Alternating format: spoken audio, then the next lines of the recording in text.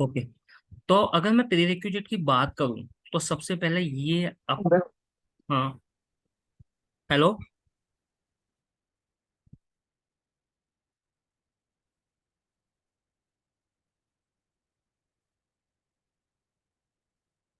Okay. तो अगर मैं प्रीरिक्विजिट के बारे में बात करूं तो प्रीरिक्विजिट हमारा होने चाहिए कि हमको एसक्यूएल की नॉलेज होनी चाहिए। एज़्योर डेटा इंजीनियरिंग प्रोफाइल में कोई अगर अदर डोमेन से स्विच करना चाह रहा हो, या फिर अदर लैंग्वेज पे काम कर रहा हो, पाइथन, डॉट नेट, या जावा, तो सबसे जो जरूरी है, मस्ट है, वो है एसक्यूएल नॉलेज। सेकंड है ETL concept. ETL concept clear होने चाहिए। ओके। थर्ड है हमारा पाइथन या पाई स्पार्क। तो पाइथन या पाई स्पार्क की आपको अगर बेसिक नॉलेज भी होगी, मतलब ऐसा नहीं है कि आपको बहुत ज्यादा एडवांस तक आती हो, आपको बेसिक नॉलेज भी होगी, बेसिक टू थोड़ी बहुत इंटरमीडिएट चीजें पता होगी, तो उससे आपका काम हो जाएगा। ओके। एंड उसके बाद आपको थोड़ा सा आइडिया इसका होना चाहिए, HDFS का, Hadoop Hadoop distributed file system, ये कैसे काम करता है। तो ये जो चारों चीजें हैं, ये हैं प्री रिक्विजिट। मतलब अगर आप अपना एजोर डेटा इंजीनियरिंग प्रोफाइल में आना चाह रहे हैं तो उससे पहले आपको इन चीजों की नॉलेज होनी चाहिए। अगर नहीं है इसमें से किसी की भी, तो सबसे पहले आप उस स्किल पे काम करो, आई सजेस्ट। ओके। या तो एसक्यूएल, मतलब जो भी आपकी स्किल सेट इनमें से नहीं है उस पर। ओके। अब ईटीएल की नॉलेज क्यों है? क्योंकि मॉडर्न डेटा वेयर हाउसिंग, पहले भी हम डेटा वेयर हाउसिंग में जो ईटीएल टूल्स यूज करते थे, SSIS, तो उसमें भी हमारे पास मतलब डेटा मल्टीपल सोर्सेज से आता था, फिर डिफरेंट लेयर्स में हम डेटा क्लीन करते थे और फैक्ट्स एंड डायमेंशन बनाते थे। बट अभी क्या है, जो टाइप ऑफ डेटा है वो चेंज हो गया है। ओके। तो हमारे पास वीडियो की फॉर्मेट में, इमेज की फॉर्मेट में, एंड जो साइज ऑफ डेटा है वो व्हाट यूज अमाउंट का हो गया है। इसलिए हम ये एजोर सर्विस यूज कर रहे हैं, क्लाउड यूज कर रहे हैं। ओके। तो अगेन ये बहुत ज्यादा टेक्निकल नहीं है, इसमें जस्ट हम जनरल डिस्कशन कर रहे हैं। तो इसलिए ईटीएल की नॉलेज, वहां पर भी हम ईटीएल करते थे, यहाँ पर भी हम ईटीएल ही करेंगे, इसलिए ईटीएल की नॉलेज भी मस्ट है। थर्ड, पाइथन और पाइस्पार्क की नॉलेज क्यों? क्योंकि हम जब एजोर की एक सर्विस है एजोर डेटा ब्रिक्स, तो हम जो पहले GUI टूल यूज करते थे इन्फॉर्मेट का, SSIS, उसमें हमारा मोस्टली ड्रैग एंड ड्रॉप रहता था। यहाँ पे हम डेटा ब्रिक्स में कोडिंग लिखेंगे, ETL के लिए, डेटा क्लीन एंड ट्रांसफॉर्म करने के लिए हम कोडिंग करेंगे। या तो हम पाइथन पे करेंगे, या फिर स्काला पे करेंगे। ओके। या फिर हम SQL या R, तो ये चार ऑप्शन रहते हैं। तो अगर आपको पाइथन आती है तो आपके ये दोनों कवर हो जाएंगे, स्काला एंड R। और SQL मैंने ऑलरेडी ऊपर मेंशन कर दिया, ये आनी चाहिए। तो जनरली हम पाइथन या स्काला यूज करते हैं। ओके। तो इसलिए आपको ये नॉलेज होनी चाहिए। एंड हडूप डिस्ट्रीब्यूटेड, सिंस ये जो आप क्लाउड पे काम करते हो, स्पार्क पे काम करते हो, तो स्पार्क का आर्किटेक्चर जो होता है, स्पार्क जब डेटा स्टोर करता है, प्रोसेस करता है, तो वो पार्टीशन के बेसिस पे आपका डेटा स्टोर होता है। ओके। इसलिए आपको HDFS का नॉलेज होना चाहिए। तो ये तो है आपकी प्री रिक्विजिट।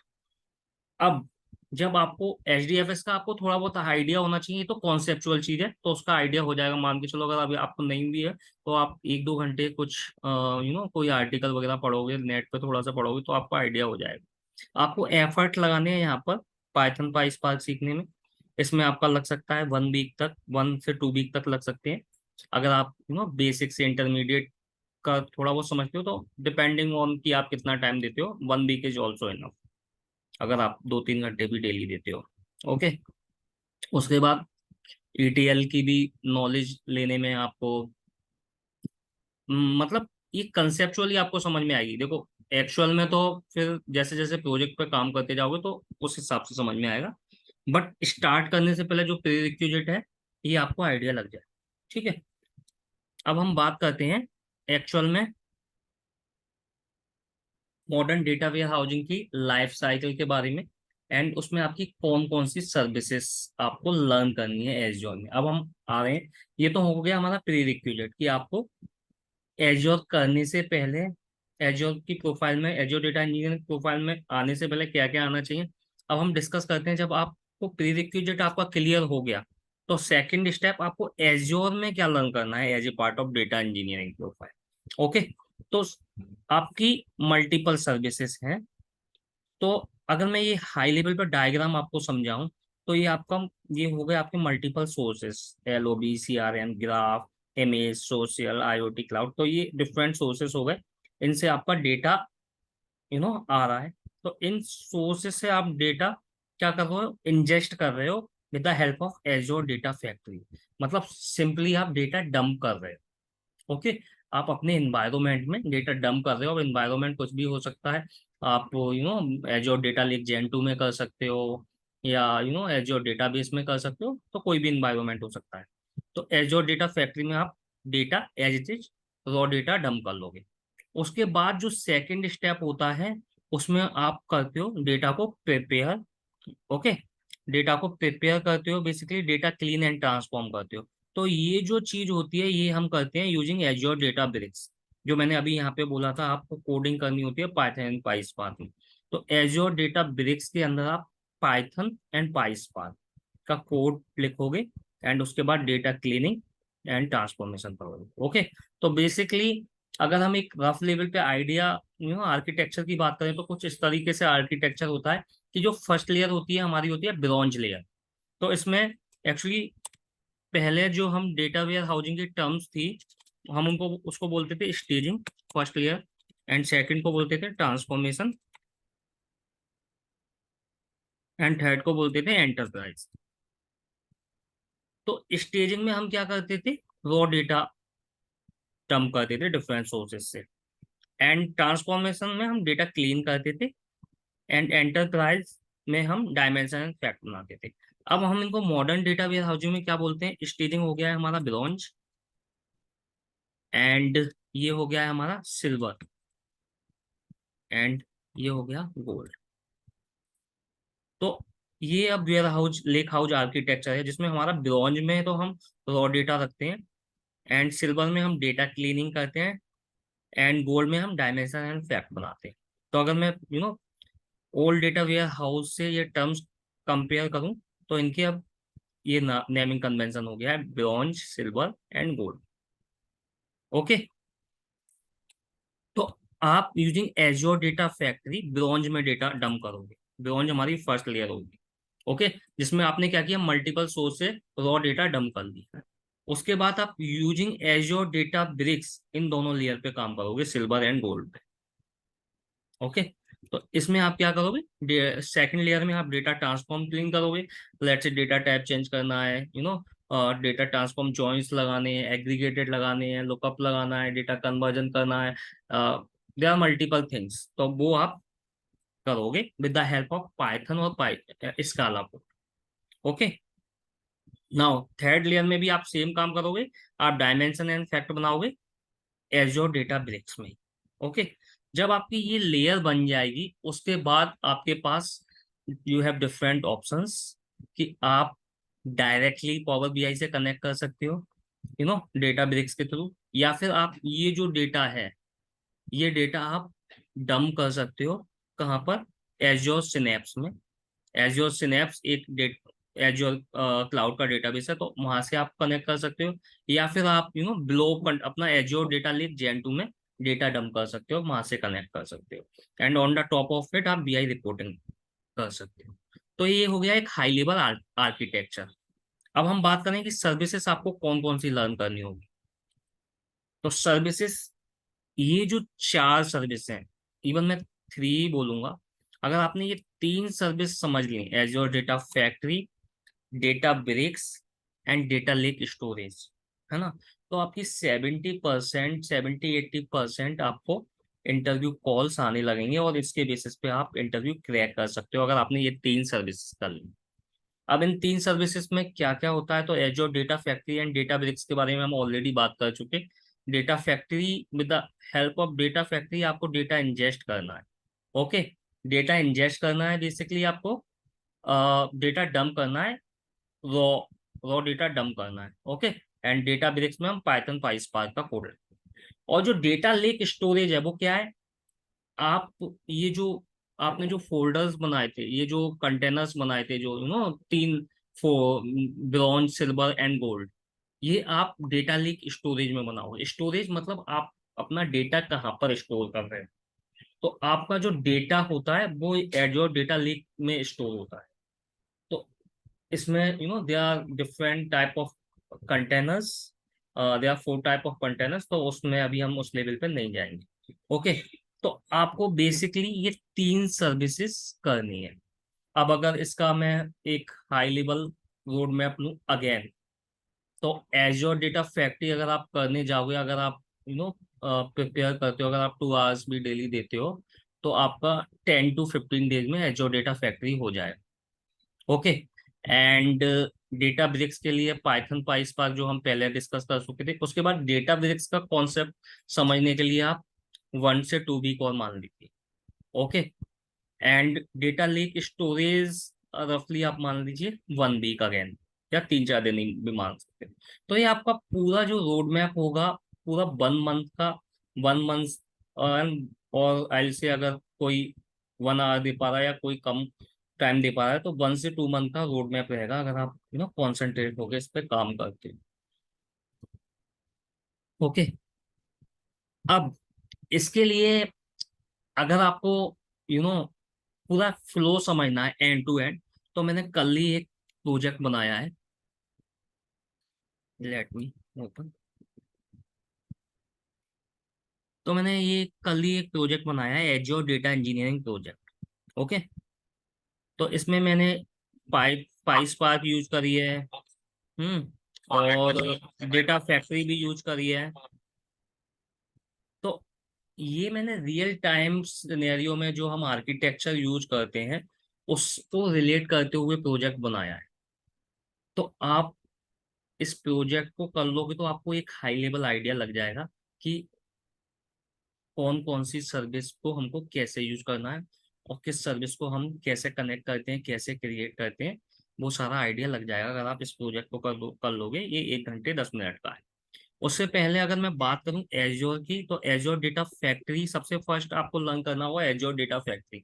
तो एज्योर डेटा फैक्ट्री की भी मेरे पास मेरे चैनल पे प्लेलिस्ट डली हुई है। अगर आप चाहोगे तो आप उसको भी, लेट मी शो यू।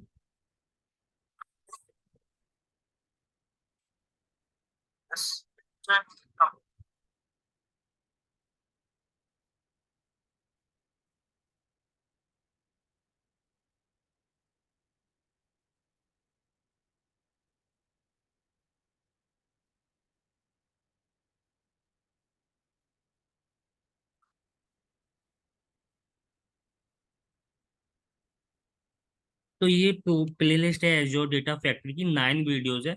ये ऑलमोस्ट 1 आवर की क्लास है।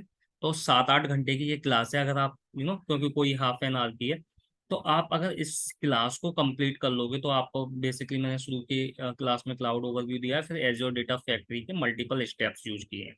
ओके। तो अगर कोई एकदम बिगनर है तो यहाँ से स्टार्ट कर सकता है। आपको डेटा फैक्ट्री के कंसेप्ट क्लियर हो जाएंगे। उससे पहले मैं आपको एक और सबसे पहली चीज डिस्कस करता हूँ, एज्योर एक्सेस की। अगर आप एज्योर पोर्टल पे आपको एक्सेस नहीं है, आपने आपके पास या मल्टीपल थिंग्स, अगर आपने कभी अकाउंट नहीं बनाया अभी तक, तो आप क्रेडिट कार्ड यूज कर सकते हो।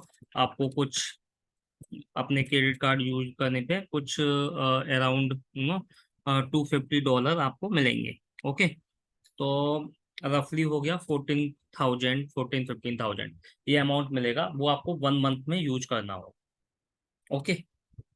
तो अब इसमें प्रॉब्लम ये होती है कि किसी के पास क्रेडिट कार्ड नहीं है, या फिर कोई ऑलरेडी यूज कर चुका है, तो वो क्या करे। तो उसके लिए मैं बोलूंगा कि आप सबसे पहले अगर एज्योर यूज करना चाहे, सबसे पहले तो कोई भी चीज इम्प्लीमेंट करने से आएगी। ऐसे नहीं आएगी कि हम मतलब वीडियो देख लिया, देखने से आ गई, नहीं। देखने से इम्प्लीमेंट करने से आएगी।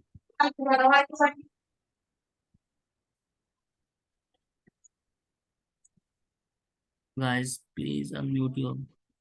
ओके। तो कोई भी चीज इम्प्लीमेंट करने से आएगी। अगर आपके पास क्रेडिट कार्ड नहीं है, या फिर आप ऑलरेडी यूज कर चुके हो, तो आप पे एज यू गो चूज कर सकते हो, डोंट वरी।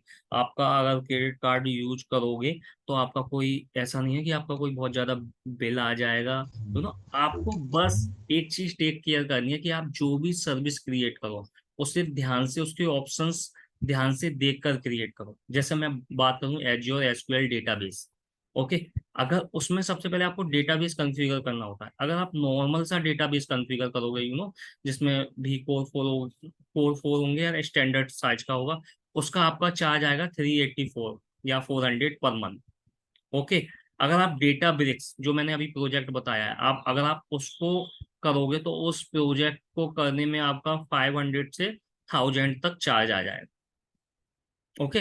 तो डेटा ब्रिक्स का ये चार्ज हो जाएगा, मतलब रफली आपका 1000 चार्ज मान लो अगर आप उस प्रोजेक्ट को इम्प्लीमेंट करते हो। अभी तो आप देख लो, देखने के बाद जब आपको इम्प्लीमेंट करना है तो आप ये मत सोचो बस, हाँ, आप जो भी सर्विस क्रिएट कर रहे हो उसके जो भी ऑप्शन सिलेक्ट कर रहे हो, जब तक आप कंफर्म नहीं है वो मत करो। उस चीज को मेक श्योर कर लो।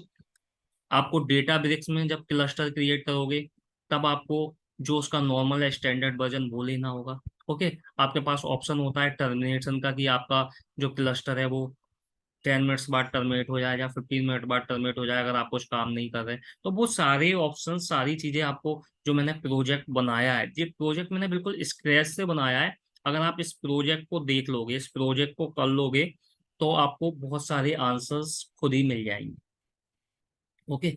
तो सबसे पहले ये है कि आप एज्योर पे अकाउंट बनाइए। अगर नहीं बनाया, अपना क्रेडिट कार्ड नहीं मिल रहा है, तो आप पे एज यू वो यूज कर सकते हो, सर्विस देख के क्रिएट करनी बस।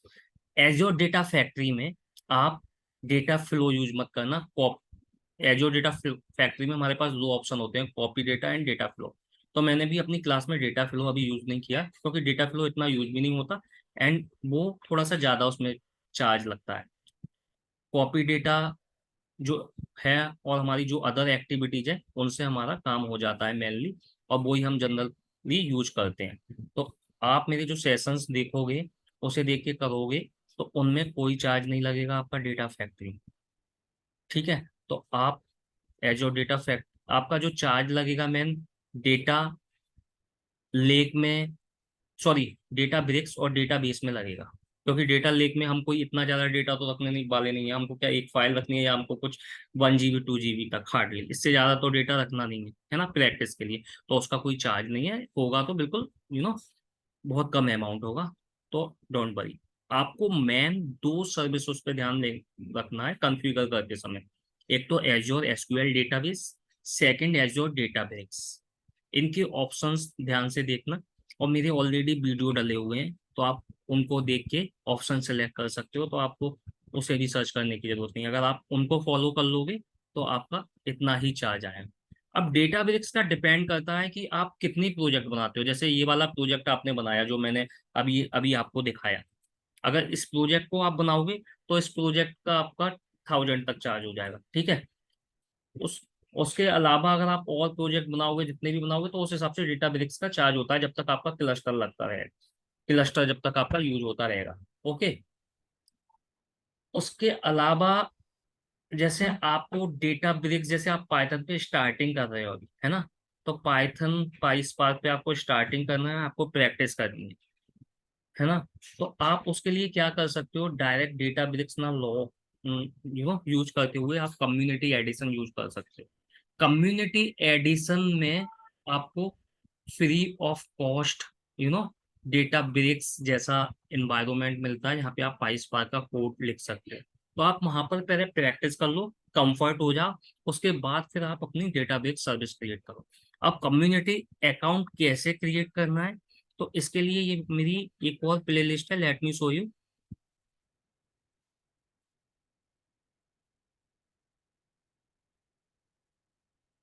ये मेरी पाई स्पार्क विद पाइथन और पाई स्पार्क ट्यूटोरियल हैंड्स ऑन, ये एक सीरीज है जिसमें अगर ये 7 वीडियो आपने देख लिए, हाफ एन आवर का, 20 मिनट्स का, तो आपके पाई की बेसिक चीजें भी क्लियर होंगी। कैसे कम्युनिटी अकाउंट बनाना है वो भी आपको पता चल जाएगा, है ना। एंड पाइथन की भी इसमें मैंने बेसिक चीजें पाइथन की भी बेसिक चीजें मैंने इसमें बताई हुई है, तो आपको उसका भी आइडिया लग जाएगा। तो ये जो 7 वीडियो है ये इम्पोर्टेंट होंगे जब आपको डेटा ब्रिक्स में काम करना है, जो मैंने अपनी फर्स्ट स्लाइड दिखाई थी आपको, पाइथन और पाइस्पार्क की प्री रिक्विजिट। अगर आपने इतना कर लिया, ये सातों वीडियो अच्छे से देख लिए और खुद से इम्प्लीमेंट कर लिए, केवल आपको वॉच नहीं करनी, जो जो मैंने सिनेरियो इसमें इम्प्लीमेंट किया है वो आपको एक एक चीज खुद से इम्प्लीमेंट यहाँ पे करके देखनी है। जब आप उसमें कंफर्ट हो जाओगे, इसमें आपको कोई चार्ज देने की भी जरूरत नहीं है कम्युनिटी एडिशन का। इसमें क्या है कि आपको जो अकाउंट है 14 डेज के लिए फ्री मिलता है एक मेल आईडी पे। ओके, फॉर सम रीजन अगर आप नहीं कर पाते, आपने जैसे अकाउंट क्रिएट किया, उसके बाद आपको कुछ काम आ गया है ना, आप नहीं कर पाए, तो 14 डेज के बाद आप एक और न्यू मेल आईडी क्रिएट कर सकते हो, फिर न्यू मेल आईडी से न्यू अकाउंट क्रिएट कर सकते हो डेटा ब्रेक्स कम्युनिटी एडिशन का, फिर प्रैक्टिस कर सकते हो। तो ये वाली जो सीरीज है पाइथन एंड पाइस्पार्क की, ये अगर आपने सातों वीडियो देख लिए एंड इम्प्लीमेंट कर लिए, तो आपकी जो फर्स्ट स्लाइड है उसमें से आपका ये वाला जो ऑप्शन है ये क्लियर हो जाएगा। ओके, एंड उसके अलावा मैंने आपको एजोर डेटा फैक्ट्री के लिए मैंने बता ही दिया, लाइव क्लासेस है उसको कर सकते हो। एंड ये प्रोजेक्ट आप चाहो तो पहले भी देख सकते हो एक बार इम्प्लीमेंट, जब आपको नॉलेज नहीं हो तब भी आप एक बार देख सकते हो कि कैसे कैसे फ्लो है, तो आपको पूरा फ्लो समझ में आएगा एंड टू एंड। जो मैंने ये आर्किटेक्चर बताया था आपको, ब्रॉन्ज सिल्वर गोल्ड, तो इसमें सब यूज हुआ है, कैसे कैसे डेटा डंप किया है, एजोर डेटाबेस भी यूज करिए, उसमें पाइथन यूज करिए, फिर एजोर डेटाबेस को मैंने वापस एजोर डेटा फैक्ट्री में कनेक्ट किया है, एजोर डेटा फैक्ट्री से भी हम एजोर डेटाबेस कॉल कर सकते हैं। तो वो सारी चीजें एंड टू एंड मैंने इस प्रोजेक्ट में करी है। Okay, so this is all about the overall agenda of this session, जो मैंने कंप्लीट कर दिया है। अब आप लोग क्वेश्चंस पूछ सकते हो, किसी को कोई क्वेश्चन है तो। यस, सोर्स कोड मिलेगा, मैंने डिस्क्रिप्शन में सोर्स कोड भी डाला है। तो मैंने अपनी गूगल ड्राइव शेयर की है, उसमें आपको पूरा सोर्स कोड मिलेगा, तो आपको बिल्कुल भी आपको पूरे स्टेप्स मिल जाएंगे।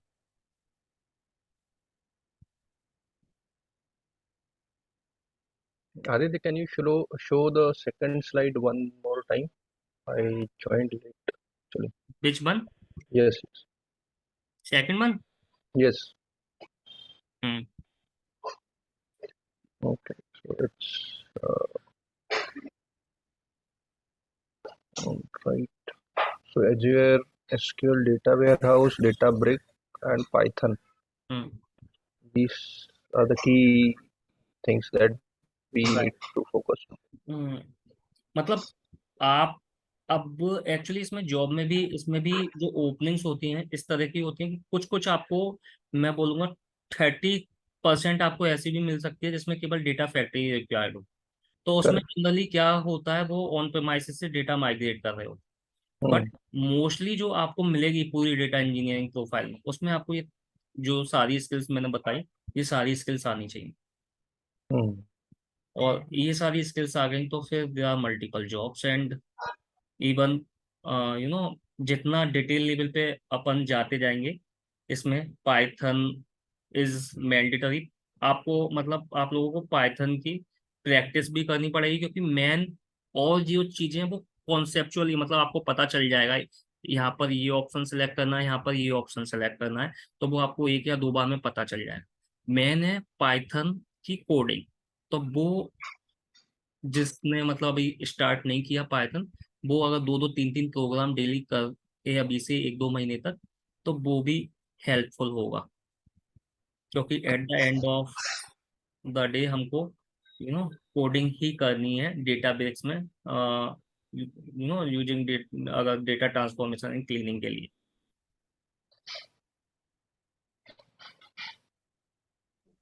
So, Aditya, thank you so much for this session and taking a great initiative in the data community. So, I have a quick question. आपकी How वॉइस थोड़ी सी स्लो आ रही है, can you please speak little loudly? Aditya, can you hear me now? Yes yes, now better but still, या या you can, yes you can go ahead. Hello. Yeah, Aditya, can you hear me now? Yes. Aditya, thank you for the great session. You are really helping me giving free content to the data community. That's really appreciated. And I have a question. Aditya. Means how much of amount require, I mean, how much of level of Python required for Azure data engineering? So Python और जो Python और स्काला है, ये देखो ऐसा तो है नहीं अपन 10 दिन में 15 दिन में सीख लेंगे। Yes, आपको yes. स्टार्टिंग में आपको मतलब जॉब के लिए आपको ये मान लो, अगर आपने कुछ प्रोग्रामिंग वगैरह कर की और 2-4 प्रोजेक्ट कर लिए, तो आपको 15 से 20 डेज या 1 मंथ का एक रफ आइडिया ले लो। उसके बाद फिर एक्सपीरियंस के साथ आती जाएगी। तो इनिशियली आप ये मान लो कि अगर आपने कुछ जो कॉमन प्रोग्राम्स हैं, फंक्शन कैसे काम करते हैं पाइथन में, है ना, एंड फिर डिफरेंट आपने अगर प्रोजेक्ट करोगे आप थोड़ा सा जो, तो फिर उसमें चीजें क्लियर होंगी। तो मैं But बोलूँगा basic, बिगनर से इंटरमीडिएट तक थोड़ा सा आना जरूरी है पाइथन। ऐसा नहीं कि आप okay, बिल्कुल बिगनर लेवल की आती हो उससे काम चल जाएगा, नहीं।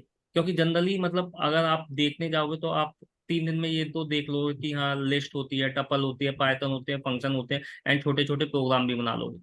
That right, not work, yes, है ना। yes, yes, क्योंकि got it, yeah, उसमें हमको ट्रांसफॉर्मेशंस करने होंगे। अब ट्रांसफॉर्मेशन भी अपन को डायनेमिक करने होंगे। ऐसा yeah, नहीं कि हम एक ही टास्क, क्योंकि हम जब अगर मैं आपको यहाँ पे एक फिल्टर करके बता दूंगा या कुछ डेटा टाइप चेंज करके बता दूंगा, तो हम जब रियल टाइम सिनेरियो में काम करेंगे ना, तो हमको एक साथ मल्टीपल टेबल्स पे सेम ऑपरेशन करना होगा।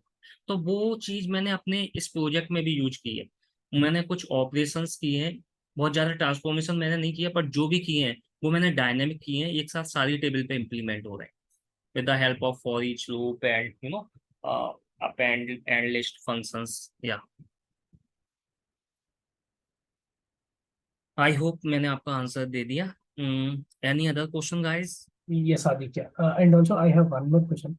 So is your Azure data factory playlist है ना? So वो पूरा complete कर दिए तो बस है, और do we need to take any other courses for Azure? देखो इसका मैं आंसर दूंगा कि अगर आपने मेरा डेटा फैक्ट्री वाला ये देख लिया 9 जो ट्रेनिंग है, तो डेटा फैक्ट्री का आपका इनफ हो जाएगा, मोर देन इनफ। Okay, अब मैं बात करता हूँ डेटा ब्रिक्स की। तो डेटा ब्रिक्स में जो मैंने 7 वीडियो बताए थे अभी पाई स्पार्क और पाइथन के लिए, वो देख के उसके बाद ये प्रोजेक्ट करके आपको 2-3 प्रोजेक्ट और करनी पड़ेंगी, 1-2 प्रोजेक्ट और करनी पड़ेंगे, थोड़ा सा पाइथन और पाई स्पार्क एक्सप्लोर करने के लिए। तो आपका काम हो जाएगा उसमें, मतलब मेरे से मैं आई से 50-70% काम हो जाएगा। उसके बाद आप और भी आपको 1-2 प्रोजेक्ट करने होंगे। means what I'm asking is like, do you recommend to take other courses, or you can explore it on yourself? Like, do sorry we sorry. have any, means what I would like to say is like, do you recommend to take other courses as well once they complete your नहीं, I will not recommend आपको कोई कुछ amount spend करने की जरूरत नहीं है। आप जब okay, ये इतना कर लोगे ना, उसके yeah, बाद आपको अपने आप ही नेक्स्ट लेवल पे जाने का मौका मिल जाएगा। आप अपने आप खुद से ही एक्सप्लोर करके अदर प्रोजेक्ट कर लोगे। got it, got it, got it. And also I request you to please upload more and more videos regarding Azure. या श्योर श्योर। एंड गाइस मेरी भी एक रिक्वेस्ट है आप लोगों से, आप लोग मतलब जितना अपने नेटवर्क में इसको शेयर कर सकते हो, प्लीज आप उतना शेयर कीजिए, है ना। अगर आप रिपोस्ट कर सकते हो तो मेरी पोस्ट लिंक्डइन पे रिपोस्ट भी कर सकते हो, एंड प्लस जो मैंने प्रोजेक्ट बनाया है अभी उस पर लाइक कमेंट जो आपको मतलब देखने के बाद लगे, तो वो आप please support. I will also try to support you more and more. Sure, sure, Aditya. Thank you so much. Aditya, can you share this PPT or the document in the WhatsApp group? This look like, this slide, yeah, this look like या आई this, will how to start. That. I'll share, don't worry. Thank you so much, Aditya. Having had a great session. Thank you so much. Any other question, guys? Anyone?